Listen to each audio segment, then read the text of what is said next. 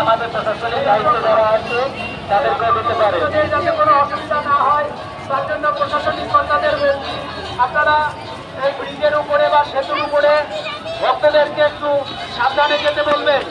প্রশাসনিক কর্তাদের অনুরোধ করছি যে সমস্ত ভক্তরা রথের পাশে আছে, কারণ এই ব্রিজের উপরে রথের পাশে জায়গা খুবই সংকীর্ণ, ব্রিজের উপরে রথের পাশ থেকে সবাইকে সরিয়ে দিন, ব্রিজের উপরে রথের পাশ থেকে সবাইকে সরিয়ে দিন।